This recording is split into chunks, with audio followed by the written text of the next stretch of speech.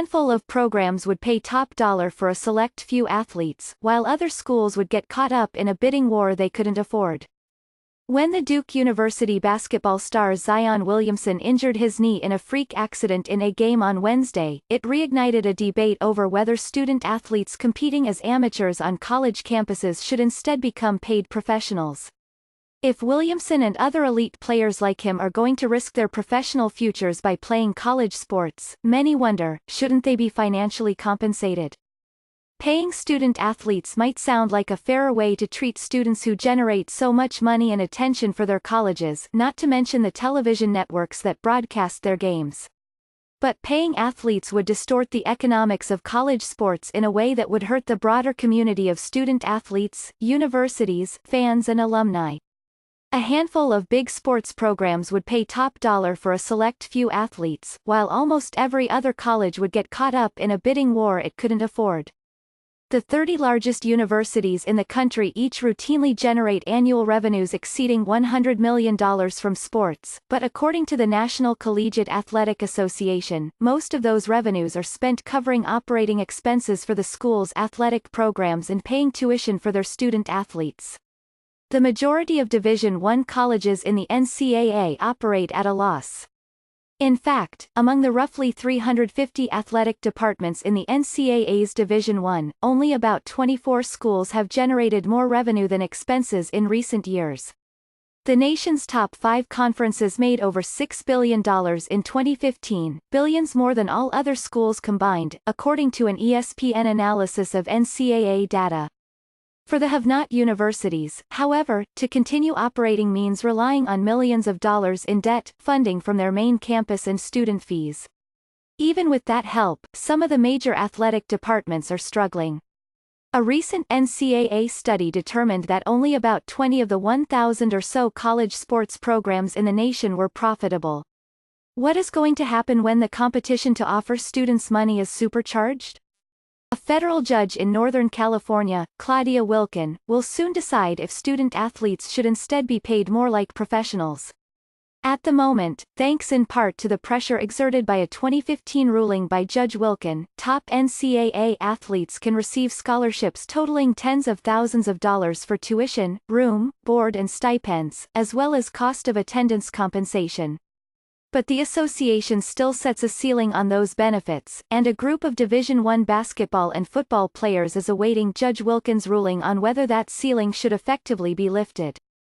If the plaintiffs in this case are successful, the arms race for top athletes may have no limit. The top 25 or so schools will pay because they can afford to. The remaining 325 or so will be forced to make a decision, not pay their athletes, and risk losing top talent to schools that do, or find a way to pay. We have already had a preview of what happens when schools are put in this position. In August 2015, after the NCAA began allowing Division I universities to adopt cost of attendance stipends, North Dakota State University announced that it would offer such stipends in 16 sports, resulting in a new $600,000 annual expense to be paid by the athletic department. The school's rival, the University of North Dakota, followed suit 6 days later. What happened? The University of North Dakota cut 5 teams over the next 2 years to help pay for the added expense.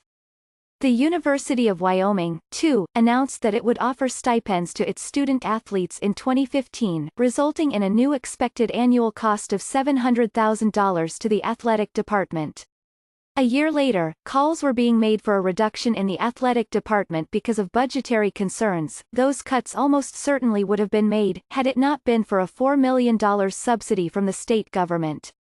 Gene Smith, the athletic director at Ohio State University, has said that if the NCAA pay ceiling were lifted and he were pushed to pay basketball and football student athletes more than their full-ride scholarship packages, he would not expect to maintain the same number of sports.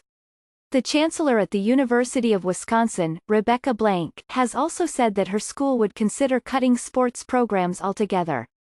Forcing the NCAA to pay student athletes would undermine opportunities for the vast majority of them. It would create a winner-take-all system in which only a handful of top recruits would get a paycheck on top of earning a diploma debt-free. Similar problems would arise in the case of so-called third-party payments, in which student-athletes could be paid for things like endorsements. Major brands like Nike would pay top football and basketball talent at the biggest schools, while student-athletes in other sports or at smaller programs would be ignored. Currently, corporate funds go to athletic departments and are generally distributed among all sports. With third-party payments, those funds could instead mostly go directly to a few student-athletes, starving the rest. I am not opposed to young athletes who decide they would prefer to be paid cash to play sports.